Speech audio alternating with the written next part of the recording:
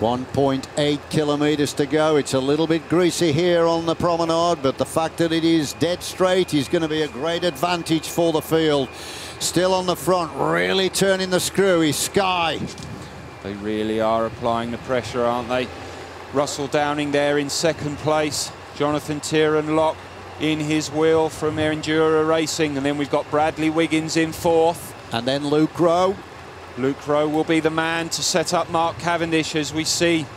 It looks like one of the American teams there, Garmin Sharp, trying to come up, getting in on the action, but Bradley Wiggins there, he's closed the road down on the right-hand side. This is perfect at the moment for Mark Cavendish there in third place. He wouldn't allow that, would he? The intruder was trying to get into the train, and Wiggins just rode across and palmed him off and said, "You're not going to spoil our lead out."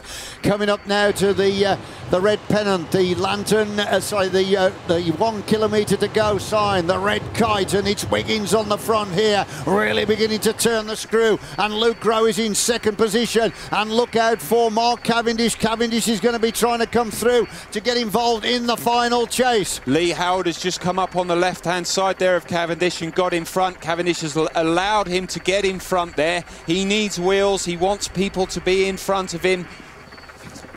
It looks like Wiggins there. He's just gone off the front, and now we're starting the sprint, and it's Luke Rowe on the front. Luke Rowe is the man on the front, but now look at this then, head-to-head as they look for the line. It's the Australian on the left, but on the line it is Cavendish again. Mark Cavendish takes it right on the line.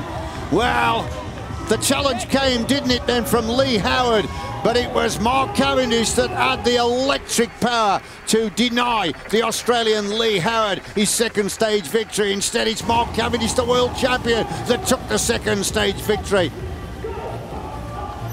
2 out of 2 then for Mark Cavendish. Last year, when the stage was cancelled, he made an appearance in a Blackpool ballroom. This year, he showed off his other prodigious talent, winning bike races.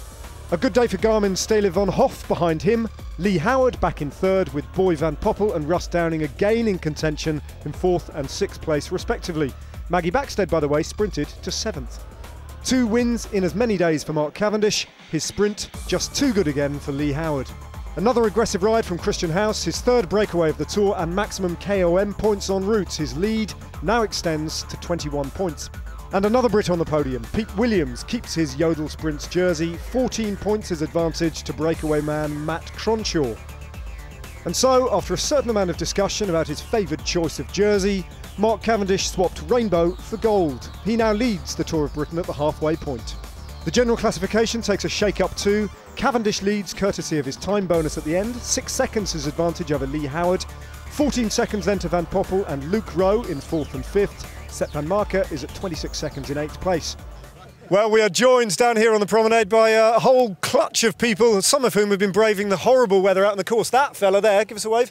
He was at Chapfell, well done to him. Slightly mad, it has to be said, but well done to him. Now, Matt, we had everything today, didn't we? Wind, rain, sunshine, and a Mark Cavendish stage win. We had a lot thrown at us today. Atrocious conditions at the start, quite cold, windy, rain. The roads were quite flooded at some points, so it was very, very difficult, and I think we drowned a few spectators. But no, Mark Cavendish, wonderfully set up today by his Team Sky, yeah. Yeah, a huge effort to bring it back again. They've really come together as a unit. They didn't do it all on their own all the time, though, did they, today? No, well, Orica Edge at the start of the day had the yellow jersey, so it's their job to ride, and that they took it into an extremely exposed section. Sky took it over with a few members of Endura and split it, you know, in the wind.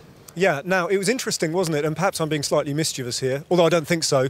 But we saw John Tiernan-Lock for Endura riding right in the middle of that Sky train at several points. Now, it's an open secret, isn't it, that he's joining the team? It's just a matter of confirming that. Yeah, I think we'll see confirmation in the next few days, if not a couple of weeks. You know, John is in tremendous form. We know he's been training with Team Sky, but obviously Endura were there to look after him. You know, he's not made too much of an effort yet, but I think he'll show his cards in the next few days. Yeah, he's made no bones about the fact that he wants to win this race. Now, does Mark Cavendish want to win it? And secondly, can he win it? Yeah, I think Mark Cavendish secretly does want to win it. You know, he's got the golden jersey on his back now. Whether he can win it is another matter. But, you know, Cavendish has been climbing the best he's ever climbed this year. And he won a stage race earlier in the year in Wallonia, so let's not rule him out just yet. OK, although it does get slightly lumpier again tomorrow, slightly closer to the end. Tomorrow, technically, we go from Trentham Gardens to Hanley, but realistically, stage 5 is from Stoke to Stoke. We're on air live at a slightly earlier time of 12:45 with a regular highlight slot at 7. See you then.